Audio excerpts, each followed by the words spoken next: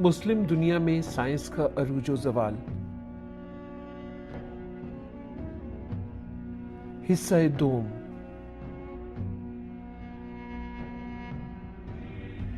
عباسی سلطنت کا زوال۔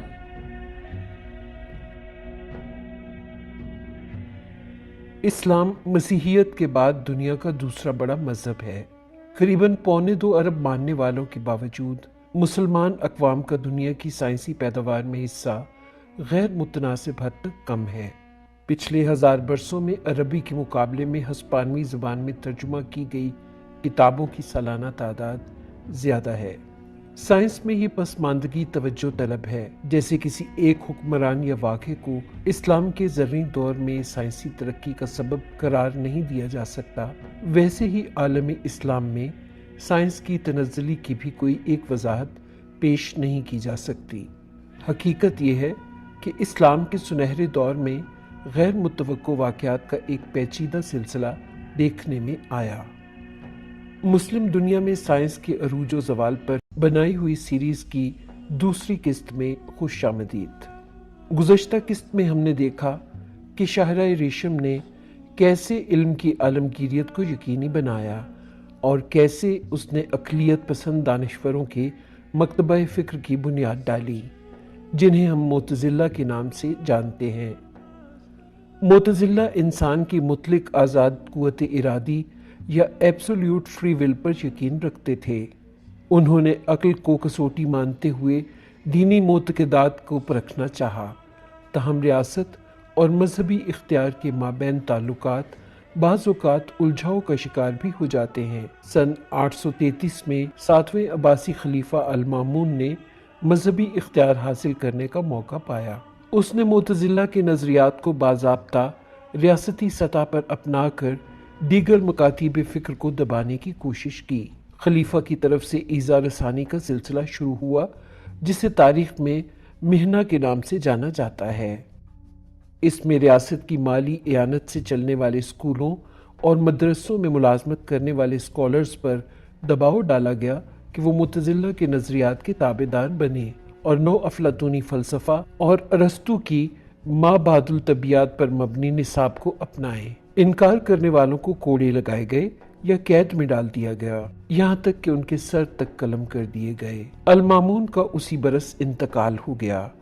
یہ اور بات کہ اس کے جانشینوں نے اس کی پالیسی کو جاری رکھا۔ کئی دانشوروں نے ریاستی جبر سے بچنے کے لیے معتزلی معتقدات تسلیم کر لیے، تاہم بغداد سے تعلق رکھنے والے ایک عالم احمد بن حنبل نے ایسا کرنے سے انکار کر دیا۔ انہوں نے کہا کہ دینی تعلیمات ابدی ہیں اور ان میں اختراع یا انوویشن کی گنجائش نہیں۔ آپ اور آپ کے ماننے والوں نے مطلق قوت ارادی یا ایبسولیوٹ فری ول، ما بعد الطبیعیات یا میٹا فزکس اور اقلیت یا ریشنلزم کو رد کرتے ہوئے قرآن و احادیث کی لغوی تشریح کا دامن تھاما۔ دوسری طرف معتزلہ کا کہنا یہ تھا کہ آیات متشابہات کی لغوی تشریح یا لٹرل انٹرپریٹیشن نہیں کی جا سکتی۔ مثلاً جہاں خدا کے ہاتھ، آنکھوں یا چہرے کا حوالہ دیا گیا ہے، وہاں لغوی معنی نہیں لیے جا سکتے۔ اس بنیاد پر معتزلہ نے قرآن پاک کی عقلی استدلال پر مبنی تشریح پر زور دیا۔ خلیفہ کی حکم عدولی کی پاداش میں احمد بن حنبل کو داخل زنداں کیا گیا اور جسمانی ایذا پہنچانے کے ساتھ ساتھ بغداد سے جلا وطن بھی کر دیا گیا۔ ایک عشرے تک عباسی حکمران احمد بن حنبل کو مسئلہ خلق قرآن کے معاملے میں اپنا موقف تبدیل کرنے پر مجبور کرتے رہے، مگر ناکامی ان کا مقدر بنی۔ وقت گزرنے کے ساتھ ساتھ یہ سب لوگوں میں غیر مقبول ہوتا چلا گیا، یہاں تک کہ بعض مواقع پر بغداد کی گلیوں میں احمد بن حنبل کی حمایت میں مظاہرے تک ہوئے۔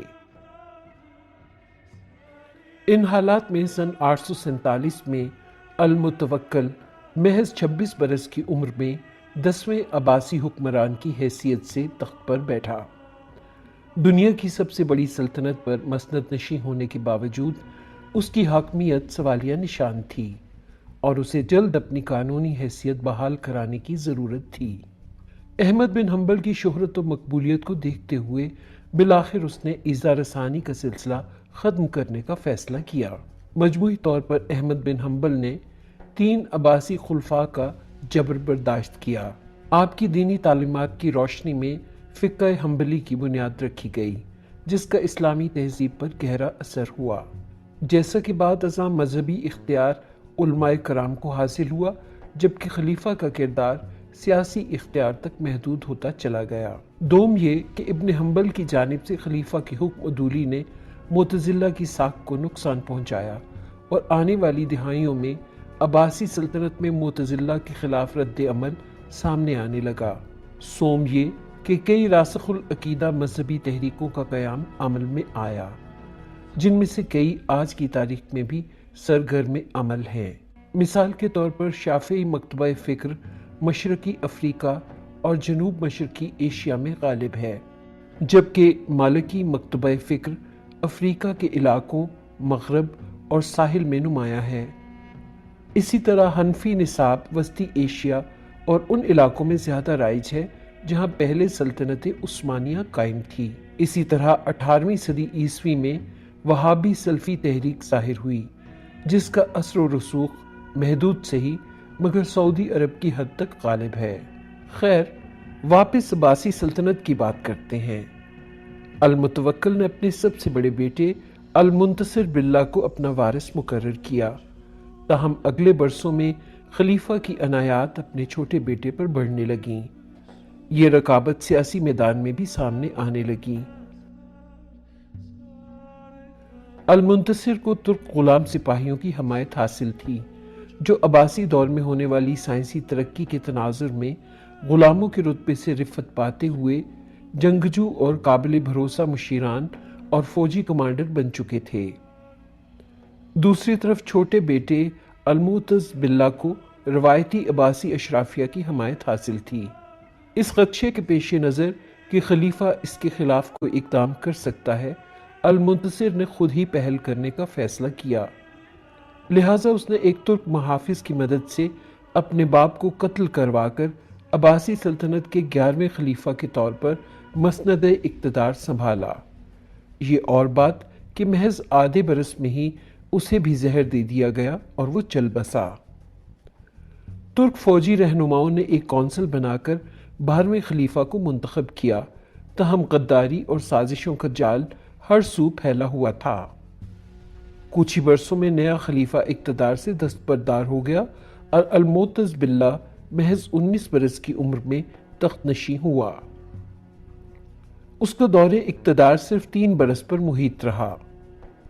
محلاتی ریشہ دوانیوں کے نتیجے میں اسے زد و کوب کرنے کے بعد تپتی دھوپ میں بغیر خوراک اور پانی کے چھوڑ دیا گیا، جہاں وہ 3 روز بعد ایڑیاں رگڑتے ہوئے مر گیا۔ تاریخ کے اس دور کو سمارا میں انارکی کے نام سے یاد کیا جاتا ہے۔ اس کے بعد شدید عدم استحکام اور پرتشدد کارروائیوں کے نتیجے میں خلافت منتقل ہوتی رہی۔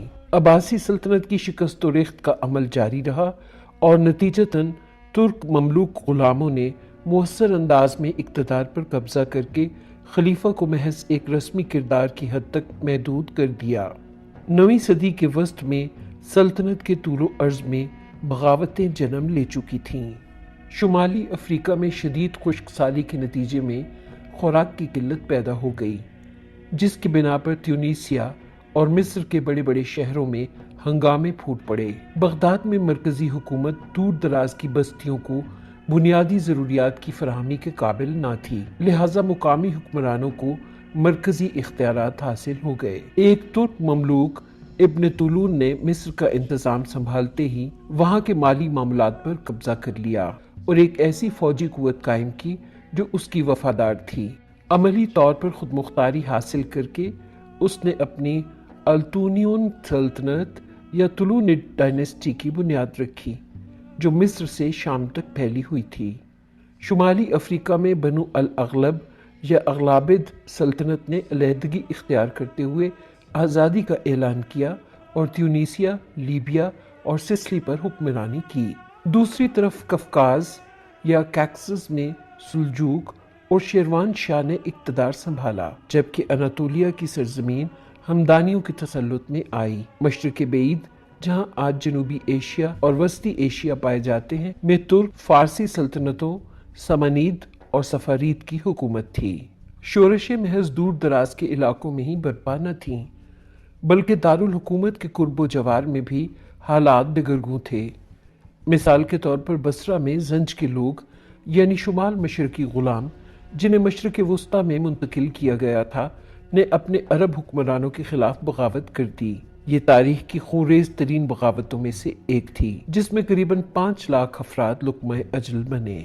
उसी ज़माने में मक्का मुकरमा बुनियाद परस्तों के एक ग्रोह करामता के दस्ते तसर्रुफ में आ जाने पर अहले मक्का पर मुसीबतें ढाई गईं और काबतुल्लाह से हिज्र अस्वद चुरा लिया गया। इसी तरह 2 सदियों कबल खाना जंगी की सूरत हाल पैदा करने के जिम्मेदार खारजी तहरीक ने खलीफा का तख्ता उलटने के लिए दोबारा सर उठा लिया। हर जगह बदअमनी और बगावतों ने डेरा डाल रखा था, जिसके नतीजे में बहुत कम अरसे में खलीफा का असर रसूख महज बगदाद तक सिमट कर रह गया। ताहम अब्बासी सल्तनत का जवाल फिक्री तरक्की की राह में मुजाहम न हुआ, क्योंकि इल्म हुनर इस्लामी दुनिया के मिजाज का हिस्सा बन चुका था। मुतादिद इलाकाई ताकतवर सल्तनतों ने स्कॉलर्स की सरपरस्ती जारी रखी, जिसके नतीजे में इस्लामी दुनिया में बेहतरीन दिमाग सामने आए।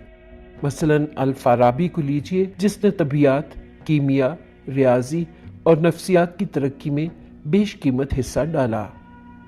यही नहीं, अल-फाराबी ने फ़लसफ़ा, इखलाकियात, इमरानियात और मौसीकी में भी काम किया। इल्म के दामन को वुसअत देने के एतराफ़ में अल-फाराबी को अरस्तू के बाद दूसरा बड़ा फ़लसफ़ी भी कहा जाता है। इसी तरह इस्लामी दुनिया का एक और बड़ा नाम इब्नुल हैसम है, जिसने फल्कियात, रियाजी और बसरियात के मैदानों में नुमायां काम किया। उसने जदीद साइंसी तरीक़ाकार वज़ा किया, जिसकी बिना पर उसे तारीख का पहला बाज़ाब्ता साइंसदान भी समझा जाता है। इस्लाम के ज़री दौर में तिब के मैदान में भी पेशरफ्त हुई। इस ज़िमन में इब्न सीना को कैसे फरामोश किया जा सकता है, जिसका काम आने वाली 6 सदियों तक इस्तेमाल होता रहा। उस सुनहरे दौर के कई अजीम दिमाग कुरान पाक की लुग़वी तशरीह या लिटरल इंटरप्रिटेशन के कायल न थे। मिसाल के तौर पर अल-बैरूनी, जिसने ये हिसाब लगाया कि ज़मीन सूरज के गिर्द गर्दिश करने के साथ साथ अपने महवर के गिर्द भी घूमती है, ने इब्न हम्बल से इख्तलाफ करते हुए इस बात पर जोर दिया कि मजहब से लेकर फ़लसफ़े तक हर शय पर सवाल उठाया जा सकता है। इसी तरह अल-राज़ी, जो लियोनार्डो डा विंची के पाए का आलम समझा जाता है, ने भी अक्ल के इस्तेमाल पर जोर देते हुए कहा कि अगर अक्ल व इस्तदलाल तर्क कर दिया जाए तो दुनिया में आलम इस्लाम की कोई कदर कीमत न रहेगी। कुरून वस्ता के बाअसर तरीन मुफक्करीन में शुमार किया जाने वाला उमर खयाम भी इंसान दोस्ती का दाई और सेकुलर नजरियात का हामी था। इसी तरह एक और बड़ा नाम इब्न रुश्द का है, जो आज़ादी नस्वां के अलंबरदार थे और जोर देते थे कि अकायद के मामलात भी सबूत और इस्तदलाल की रोशनी में हल करने चाहिए। ये वाज़े था कि मुतज़िली क़दामत परस्ती और कट्टरपन के सामने मज़ाहमत कर रहे थे, ताहम सियासी हालात उनके लिए साजगार न थे। अपनी तमाम तर कोशिशों के बावजूद उस सुनहरी दौर के अजीम मुफक्करीन को मसाइब का सामना करना पड़ा, और वो महज 1 सदी के अंदर ही मुख्तलिफ राय रखने वाले या डिसिडेंट्स बनकर रह गए। मगर इस मौजू पर हम मुस्लिम दुनिया में साइंस के अरूजो ज़वाल की इस सीरीज़ में आगे चलकर बात करेंगे। उम्मीद करते हैं आपको आज की हमारी वीडियो पसंद आई होगी। इस वीडियो के बारे में अपनी कीमती राय से हमें कमेंट सेक्शन में ज़रूर आगाह कीजिए। अगर आपको हमारी वीडियो पसंद आई है तो इसे लाइक ज़रूर करें और अपने दोस्तों के साथ शेयर करें। इसके अलावा अगर आपने हमारे चैनल को सब्सक्राइब नहीं किया तो सब्सक्राइब करें और इसके साथ बेल के नोटिफिकेशन आइकन पर ज़रूर क्लिक करें, ताकि हमारी हर नई आने वाली वीडियो की नोटिफिकेशन आपको बर वक्त मिल सके। एक नई वीडियो में आपसे दोबारा मुलाकात होगी। तब तक के लिए अपना बहुत सारा ख्याल रखिए।